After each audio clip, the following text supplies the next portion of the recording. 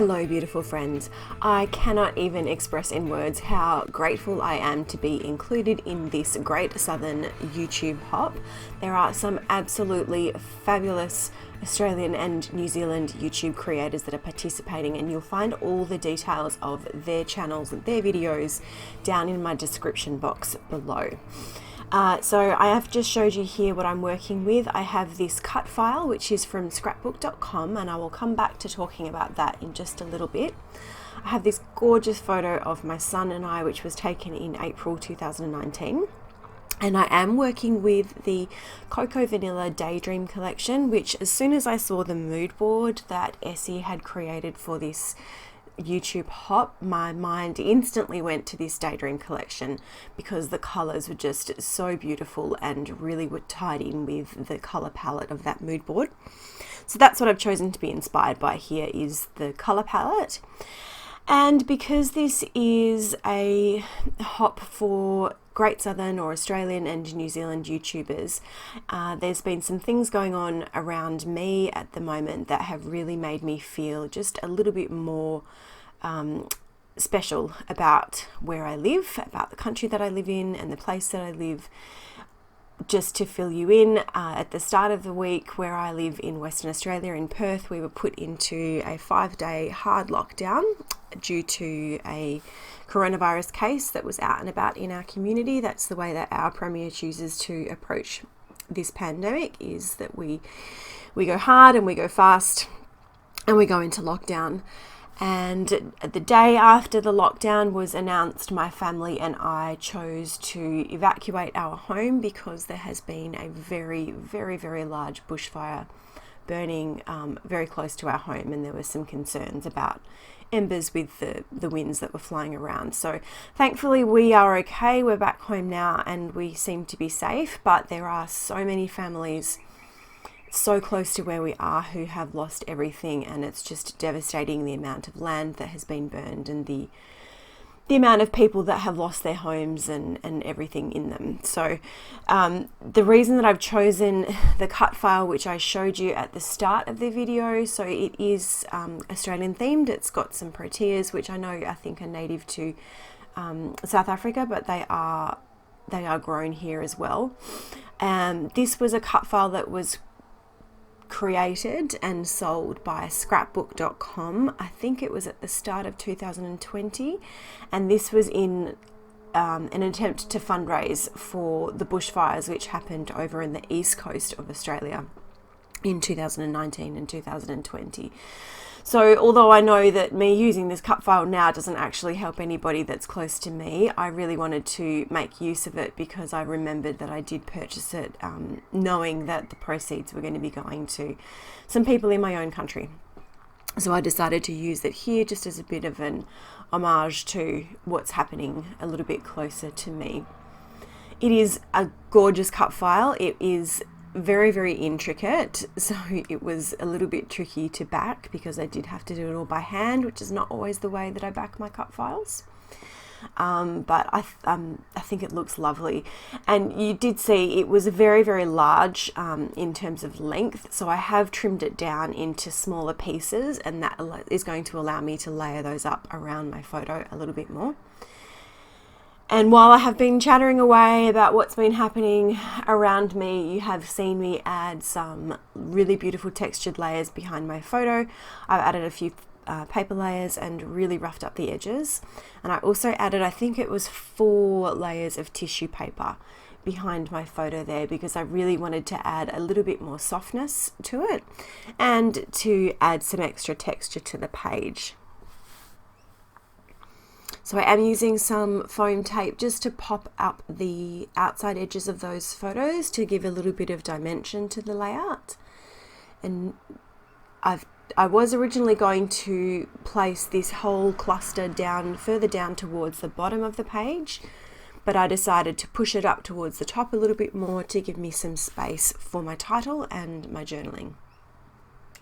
And I'm just struggling a little bit with the backing on this tape. So if you haven't heard me talk about it before, I purchased this gigantic roll of double-sided foam tape from Bunnings, which is a local hardware store here in Australia. It's super economical.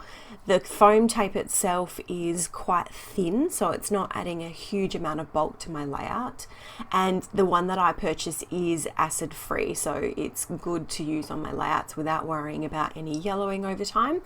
But the downside to this particular one is that the backing can be really tricky to peel off. It's a quite thin plastic backing, so as you can see, a lot of the time now I'm using a little piercing tool that I have here to help me lift the edge so that I can peel that backing off.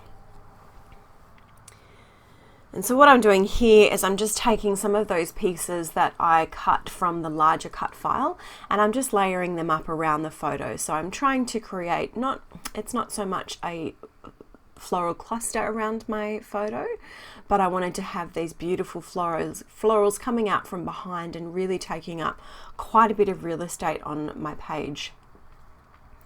You may also notice that I have used my plain white background, which is my favorite thing at the moment, and I have matted it on one of the pattern papers, which is from the Cocoa Vanilla Daydream collection. And I also added a double stitch border using a beautiful soft yellow thread in my sewing machine. And again, when I'm layering up these pieces from the cut file, what I'm trying to achieve here is a little bit of balance.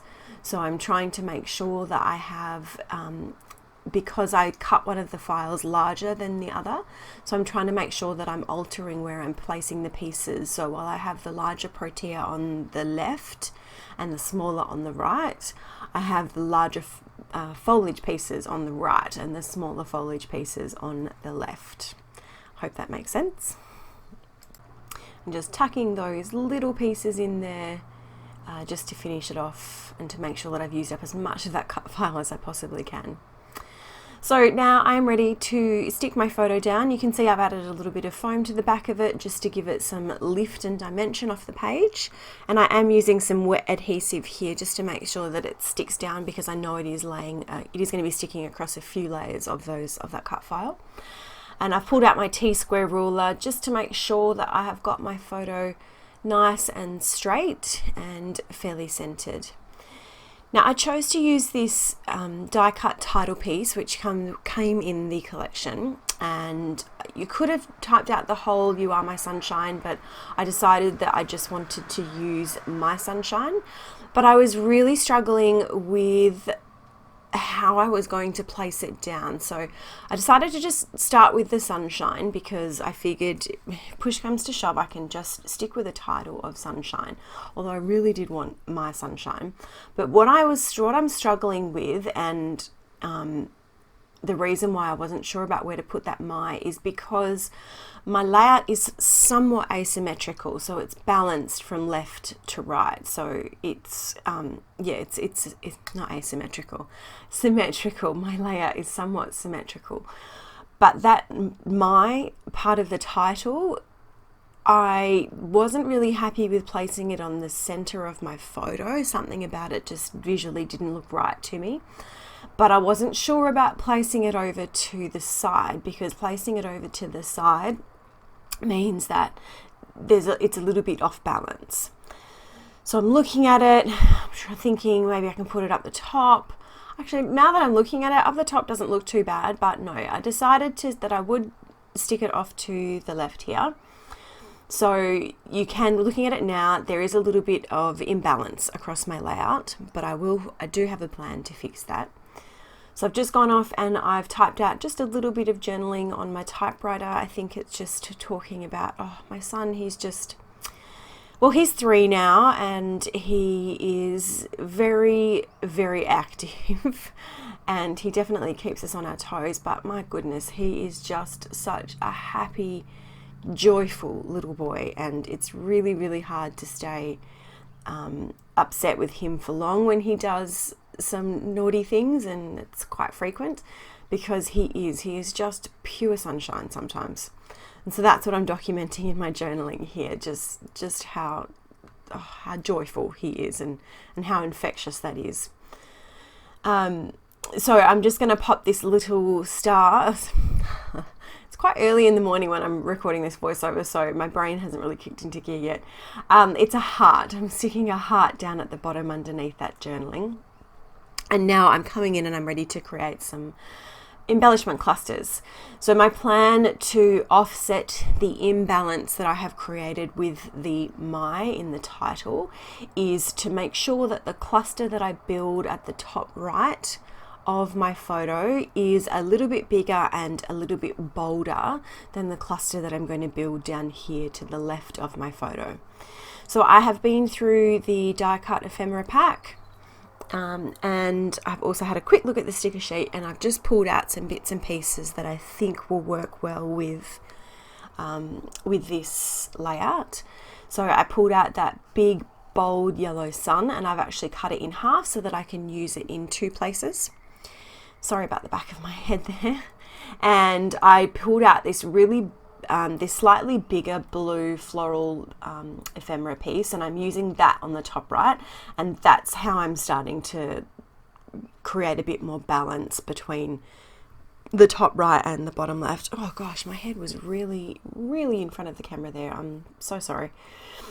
And I am using some of that foam just to give some dimension to the outside edges of each of these die cut pieces as I'm sticking them down. Have this beautiful little flare piece which says "You are my sunshine" in yellow, and that's going to go over the top of my cluster to the top right.